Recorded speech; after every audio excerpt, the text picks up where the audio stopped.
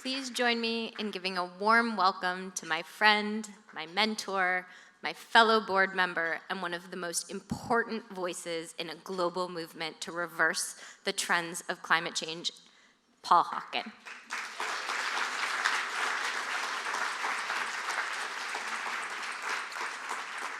Wow, thank you. Thank you so much for doing that, Jonathan and Dan and Rachel.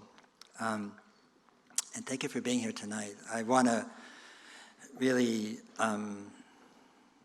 underline what George said about Garrison. It's an extraordinary place, and the measure of it is incomprehensible and not knowable. Because it happens to individuals. It's not a movement. It doesn't have signs and placards and so forth. It happens to individuals, and what happens to those people and what happens to the lives of others because of what happened to them, and the understanding, the insight, the reflection, the connections they make there cascade throughout the world in ways which are uncountable and extraordinary.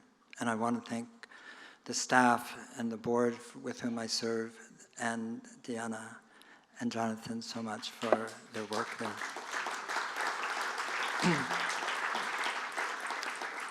And I also want to thank all the women here. This is so interesting. In the Year of the Woman, which is really just the beginning of the Decade of the Woman, which is simply the beginning of the Century of the Women. And you invited two men to be honored, so George and I noticed, and we want to say thank you. And there's a story about Drawdown, the book, which you saw there. It was proposed to my editor, who is my editor, but had been my editor for over 25 years, and we'd had 4 bestsellers. So I wasn't really a schmuck, but nevertheless, I said, I want to do this book called Drawdown. And the whole house, Penguin Random House, to put it nicely, hesitated. It had everything going against it, which is it's a climate book, and climate books don't sell. Most people do not want to read about the end of the world at bedtime, so we understand that one. It was 100% post-consumer waste, very expensive. That was a strike against it. It was in color. No way. That means you have to print 10 to 12,000 minimum at a time.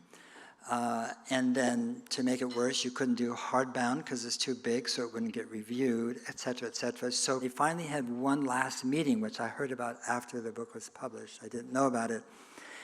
And they went around and around, and they were sort of still at an impasse about whether up and down, whether it should be published.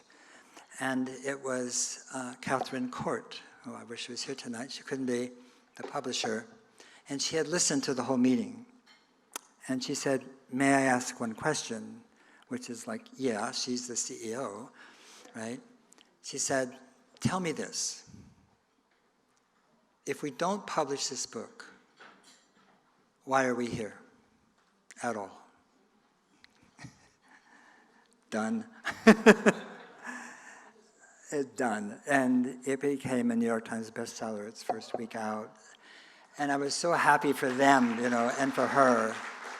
What I love about being a part of Garrison is that we see, I think, the true nature of humanity in our work, and it's what we learned, that within all people is the true self, which is a compassionate self, which is a kind self, which is a generous self, which is a self that wants to connect and work on behalf of others and to relieve the suffering of all beings. And that's what we see in the climate movement from our point of view. That's what Drawdown's about. I'm so grateful to you all tonight for supporting an institution like Garrison that foments so much, so well, so beautifully for so long. Thank you so much.